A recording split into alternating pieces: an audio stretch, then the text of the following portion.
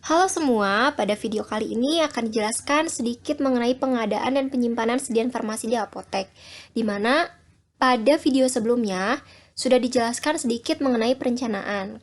Nah, sekarang pengadaan dan penyimpanan ini merupakan step selanjutnya atau langkah selanjutnya pada proses manajemen suplai farmasi di apotek setelah perencanaan. Mari kita bahas satu-satu. Pengadaan sendiri merupakan proses penyediaan di unit pelayanan seperti di apotek dari pemasok eksternal, contohnya ada manufaktur, distributor, atau pedagang besar farmasi. Pengadaan sendiri diatur dalam Keputusan Menteri Kesehatan Republik Indonesia Nomor 38 garing Menkes garing SK5 garing 2003 tentang Pedoman Umum Pengadaan Obat Program Kesehatan di tahun 2003, di mana isinya adalah mutu obat terjamin, memenuhi kriteria, khasiat, keamanan, dan keabsahan obat serta telah mempunyai izin edar atau nomor registrasi. Kemudian, pengadaan obat dilakukan secara efisien dan efektif sesuai dengan kebutuhan. Lalu menerapkan konsepsi obat esensial generik dan pengadaan obat program kesehatan melalui industri farmasi atau PBF.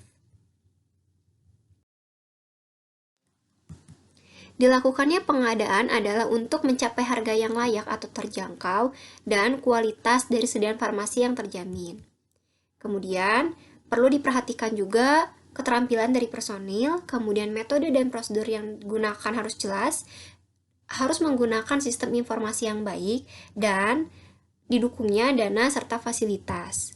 Kemudian, selain itu, perlu diperhatikan juga mengenai distributornya.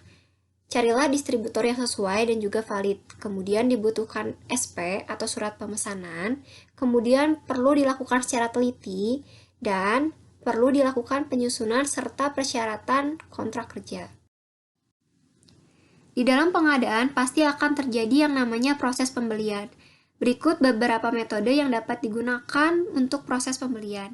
Yang pertama ada tender terbuka. Artinya, membuka semua supplier yang tertarik. Kemudian biayanya relatif lebih rendah, waktu tunggunya sedang sampai lama, beban kerja dan evaluasi suppliernya tinggi. Kemudian yang kedua ada tender terbatas, di mana partisipasi suppliernya terbatas. Hanya supplier-supplier tertentu yang sudah terdaftar di pemerintahan atau yang memang memenuhi persyaratan. Kemudian biayanya favorable. Waktu tunggunya sedang hingga lama, beban kerja dan evaluasi suppliernya cukup tinggi. Kemudian yang ketiga ada negosiasi kompetitif, di mana pembeli melakukan pendekatan terhadap supplier yang potensial dan menawarkan harga yang spesifik. Biayanya sendiri dapat dikatakan favorable, untuk waktu tunggunya bisa sebentar ataupun bisa lama. Beban kerjanya sedang dan evaluasi suppliernya tinggi. Yang terakhir adalah pengadaan langsung. Pengadaan langsung ini artinya pembeli dapat membeli langsung ke supplier tunggal pada quoted price, di mana biayanya umumnya lebih mahal dibandingkan dengan metode yang lain. Kemudian waktu tunggunya bisa sebentar atau juga bisa lama. Kemudian beban kerjanya rendah dan evaluasi suppliernya tinggi.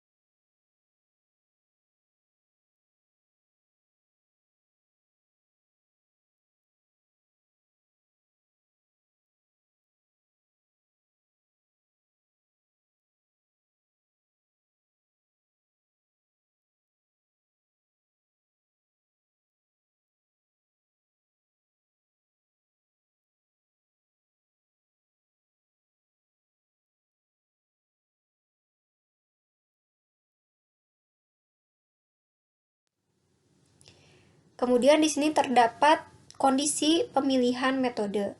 Untuk tender terbuka biasanya dilakukan ketika pemasok yang berpartisipasi mempunyai reputasi yang baik. Kemudian, jika persyaratan yang diajukan tidak terpenuhi. Selanjutnya, untuk tender terbatas biasanya dipilih ketika daftar pemasok yang memenuhi syarat sudah diketahui dan ketika ada pengaturan pre-kualifikasi dan monitoring supplier. Selanjutnya, negosiasi kompetitif biasanya dipilih karena pengalaman pembelian dengan akses yang baik terhadap pasar, kemudian adanya harga barang yang rendah dan jumlah pembelian yang sedikit, kemudian alat spesifikasi yang dibutuhkan pembeli tidak tersedia secara luas. Yang terakhir, pengadaan langsung biasanya dipilih karena terdapat barang-barang emergensi, item obat yang sedikit, dan jika tidak mungkin dilakukan negosiasi. Kemudian, pembeli sumber obat tunggal dan barangnya murah atau jumlahnya sedikit.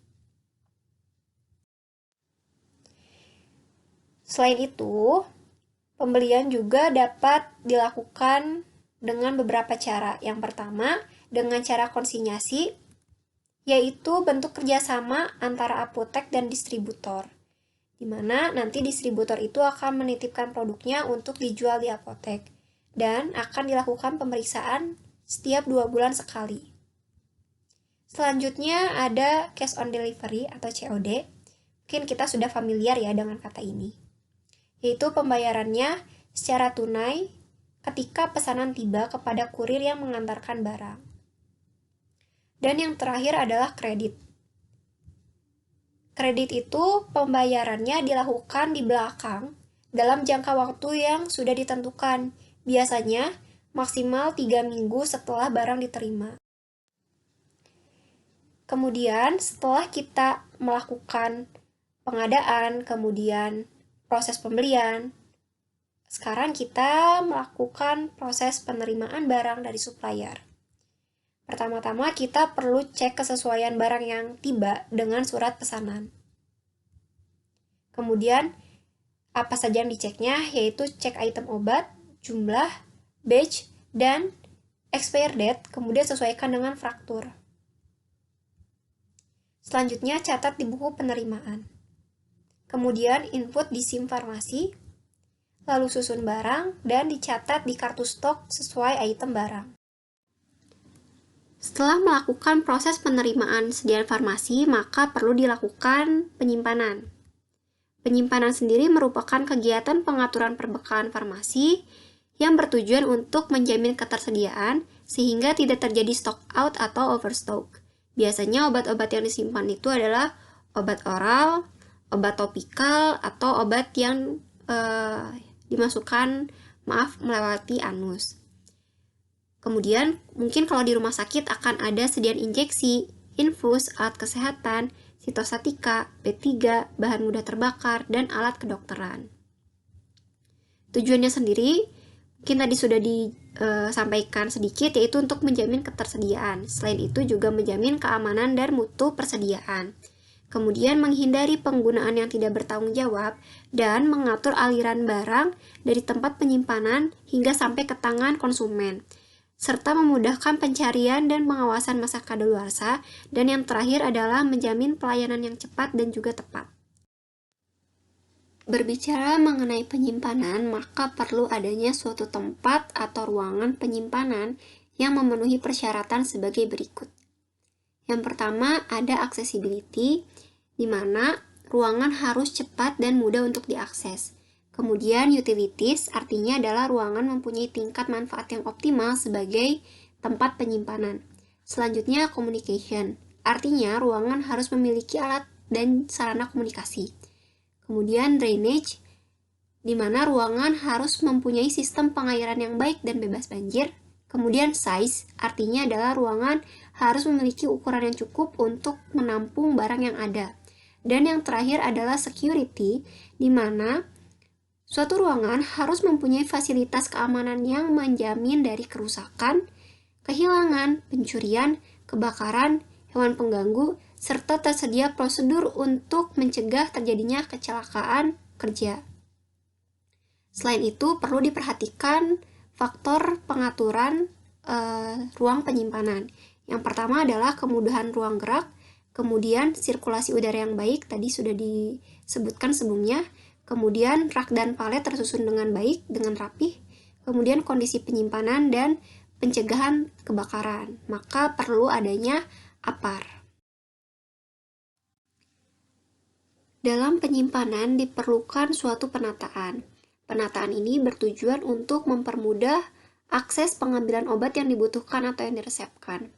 Penataan dapat dilakukan berdasarkan bentuk sediaan, misalkan obat-obatan yang sirup dikelompokkan dengan obat-obatan yang sirup. Kemudian berdasarkan FIFO dan juga FIFO, di mana FIFO adalah first expire, first out, artinya adalah obat-obatan yang akan expire disusun di yang paling depan. Jadi penyusunannya adalah berdasarkan waktu kadaluarsanya. Sedangkan yang FIFO itu merupakan first in, first out, di mana obat-obatan yang masuk lebih dulu maka perlu disimpan di awal. Selanjutnya ditata berdasarkan stabilitasnya. Biasanya yang dilihat adalah stabilitas cahaya dan stabilitas suhunya. Kemudian berdasarkan farmakoterapi, misalkan obat-obatan antihipertensi ya dikelompokkan lagi dengan obat-obatan yang antihipertensi.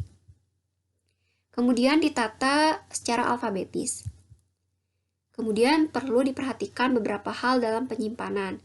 Biasanya terdapat petunjuk di dalam label suatu sediaan disimpan di suhu kamar. Nah, arti suhu kamar ini adalah bahwa sediaan tersebut harus disimpan pada suhu 25-30 derajat Celcius.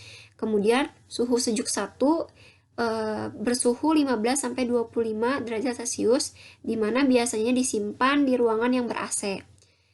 Sedangkan suhu sejuk 2 adalah 8-15 derajat Celcius dan biasanya disimpan dalam cool box. Sedangkan suhu dingin adalah 2-8 derajat Celcius, yaitu biasanya disimpan di lemari pendingin. Dan ada catatan di mana dilarang menyimpan 2 jenis obat atau lebih dalam satu box. Penandaan khusus juga perlu dilakukan ketika proses penyimpanan bagi obat-obatan LASA. LASA itu merupakan kependekan dari look alike, sound alike. Artinya adalah obat-obatan yang memiliki kemiripan dalam bentuk, warna, penulisan, serta pengucapan, sehingga tidak boleh ditempatkan secara berdekatan dan diberi stiker LASA atau menggunakan tolmen lettering. Oke. Di sini dilihat contohnya pada gambar yang paling kiri ada obat namanya ceftazimid dan cefemin, di mana keduanya tulisannya hampir sama, kemudian bentuk sediaannya sama, kemudian warnanya pun sama, warna kemasan sama, dan pengucapannya pun hampir sama, sehingga dalam kemasan ini dituliskan dengan tolmen lettering, di mana cef-nya dua-duanya huruf kecil, sedangkan yang tazimid dan epimnya huruf kapital untuk membedakan.